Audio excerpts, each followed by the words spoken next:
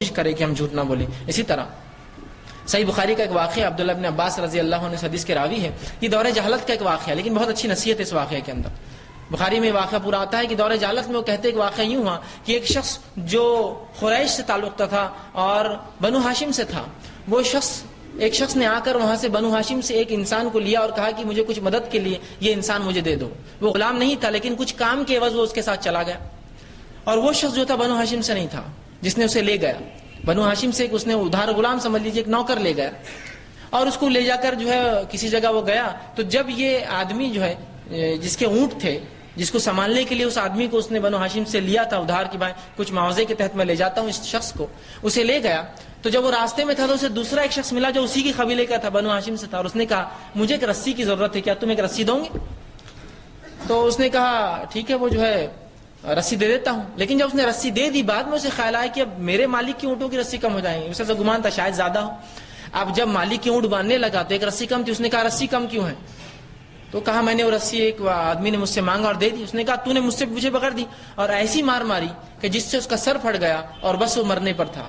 جب وہ مرنے لگا تو ایک قافلہ آ رہا تھا، وہ قافلہ یمن سے تھا، اس نے اس یمنی کو آواز دی اور کہا ادھر آؤ میرے پاس۔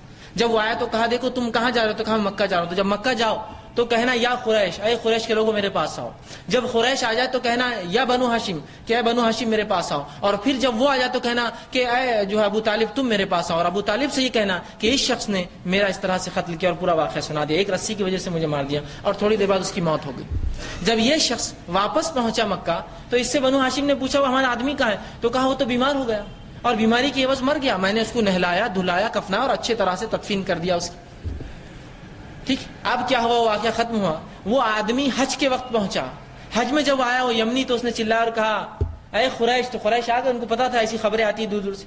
کہا یا بنو ہاشم، بنو ہاشم آ گئے۔ کہا تم میں جو ہے ابو طالب ہے؟ تو کہا ابو طالب۔ ابو طالب نے کہا کیا ہوا؟ تو کہا تمہارا جو آدمی تھا جو فلاں آدمی کے ساتھ گیا تھا اس شخص کو ایسا ایسا اس آدمی نے قتل کیا۔ کہا ایسا کیا؟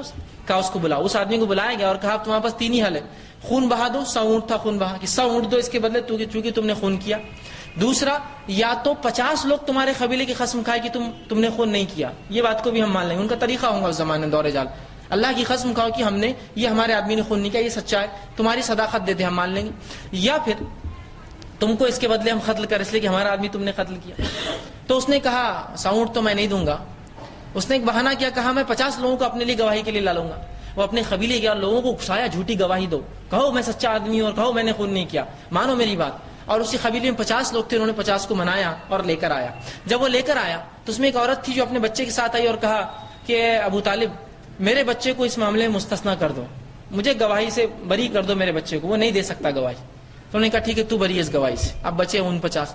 اس میں سے ایک شخص آیا اور کہا دیکھو ابو طالب تم ایک آدمی کی گواہی لے رہے ہو جو کہ 2 اونٹوں کے برابر ہو رہی، ورنہ 100 اونٹ دینا پڑیں گے نا اس کو، تو لو 2 اونٹ میں دے دیتا ہوں لیکن میں گواہی دینے کو تیار نہیں ہوں، 2 اونٹ لے لو مجھ سے۔ اب وہ بھی چلا گیا، اب بچے 48۔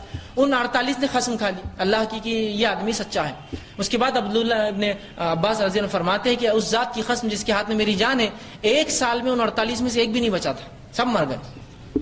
جھوٹ بولا دنیا میں اس کی نظر، سب مر گئے 48 کے 48۔ یہ دور جہالت کا واقعہ تھا، وہ پرانا واقعہ سنا رہے تھے کہ پورے 48 کے 48 1 سال کے اندر پورے مر گئے، پوروں کو موت آ گئی۔ تو جھوٹ کا نقصان دیکھیے، چونکہ جھوٹی گواہی دیتی ہے کہ موت پر، اللہ نے سب کو موت دے دی۔ تو جھوٹ بولنا یاد رکھیے بہت نقصان دہ چیز ہے، اس کے دنیا میں بھی بہت نقصانات ہیں اور اخروی نقصانات تو میں سمجھتا ہوں ان گنت ہیں، لا تعداد ہے، بہت زیادہ۔